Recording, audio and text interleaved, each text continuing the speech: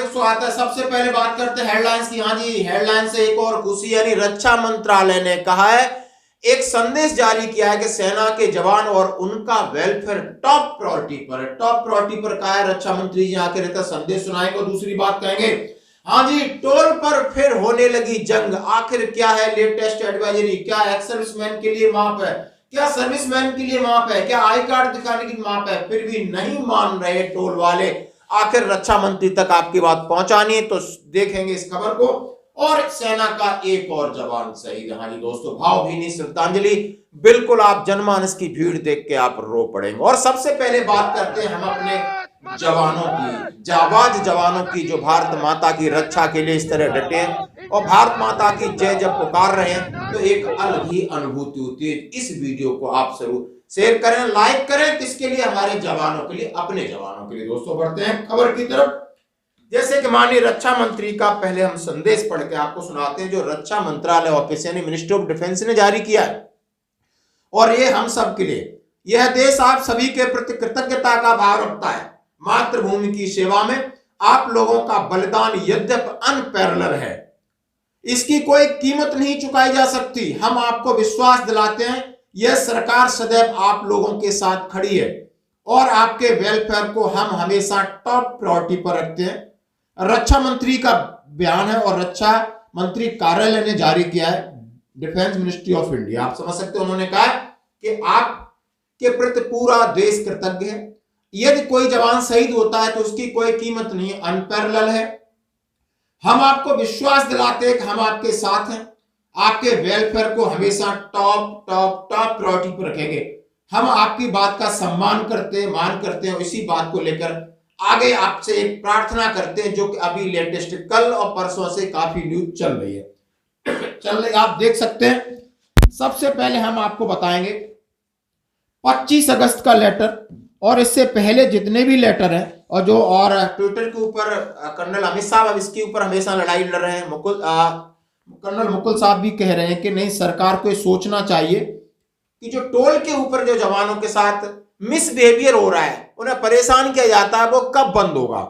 यानी जो latest advisory है, इसमें सीधा सीधा कहा गया है, advisory exemption of toll fee to private vehicles of defence personnel. क्या यानी जो सेना के लोग हैं उनकी पर्सनल गाड़ी पर टोल माफ है?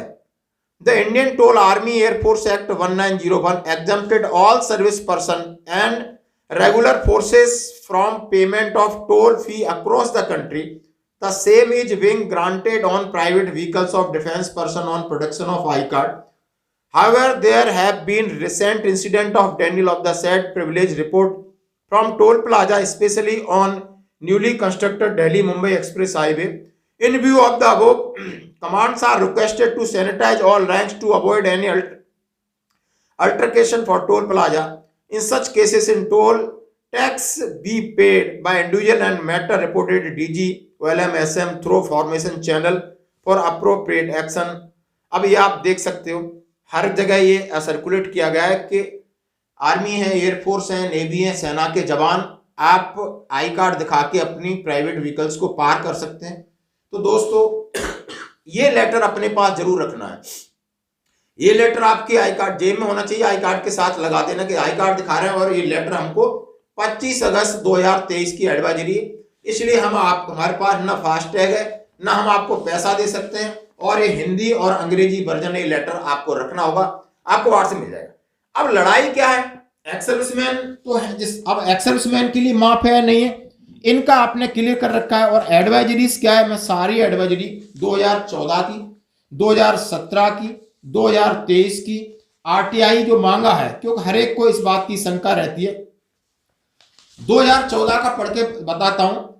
यह है 2014 का कि आरटीआई अधिनियम 2005 राष्ट्रीय मार्ग शुल्क दलों में 2008 के यथोचित रक्षा मंत्रालय द्वारा अधिकारियों उद्देश्यों को उपयोग के लिए जो वाहन समावेश में है, भारतीय टोल प्लाजा अधिनियम 1901 के नियमों में वहां छूट दी गई है केवल सेवारत व्यक्तियों के लिए।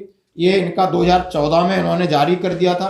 फिर इसी के साथ एक आरटीआई डाला, आरटीआई भी आपके साथ शेयर कर रहा हूं, प्लीज रेफर आर आरटीआई। ये है 2/2/2023 फरवरी 2023 की है कि address the undersign regarding supply of information the request information sought under RTI are the ex serviceman exempted from toll tax.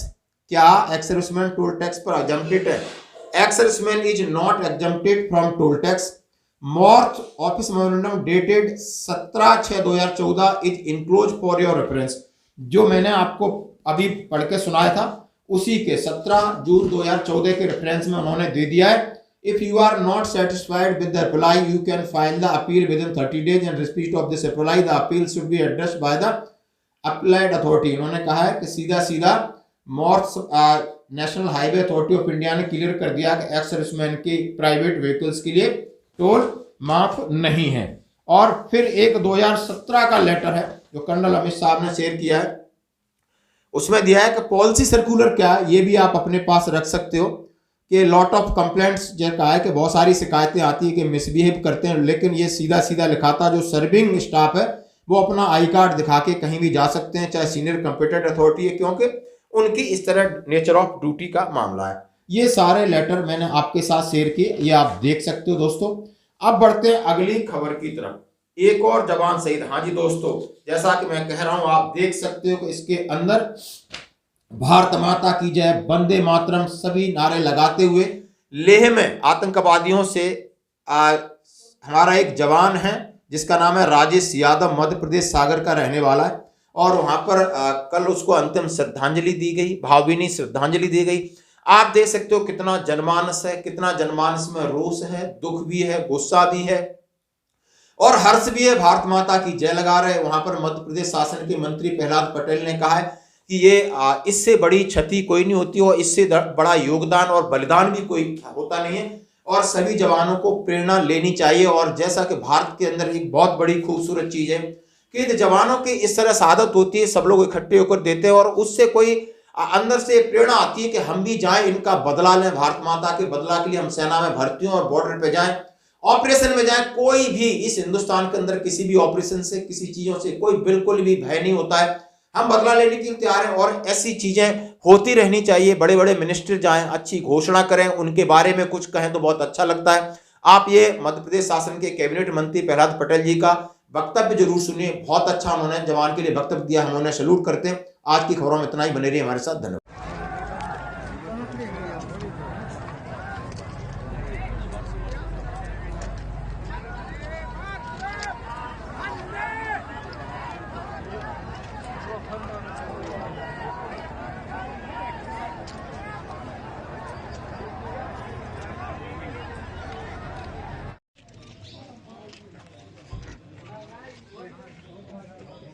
आज बंडा के कोयला के एक बुंदेली वीर ने लेह में शिखरों की ऊंचाइयों पर ड्यूटी करते हुए अपने प्राणों की आहुति दी है। राजेश यादव के चरणों में हम सब ने श्रद्धांजलि अर्पित की है। मैं बंडा वासियों का राष्ट्र प्रेम देखकर अभिभूत हूं। उनके परिवार को संबल मिले और ये परंपरा से आज जिस प्रकार से वहाँ नौजवान हमारे बेटे बेटियां उत्साहित थे, उन सबके प्रति भी मैं यही शुभकामनाएं दूंगा कि इस वीर की तरह वो भी राष्ट्र सेवा के लिए तत्पर हो। महार रेजिमेंट के तमाम उन सैनिकों के प्रति भी मैं अपना आभार व्यक्त करता हूं जिन्होंने उस वीर सपूत को यहाँ लाकर पूरे सम्मान के साथ अंत्येष्टि की है। मैं क्षेत्रवासियों से भी यही कहूंगा कि ऐसी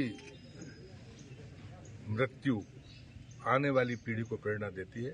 मैं फिर से राजेश यादव जी के चरणों में नमन करता हूं।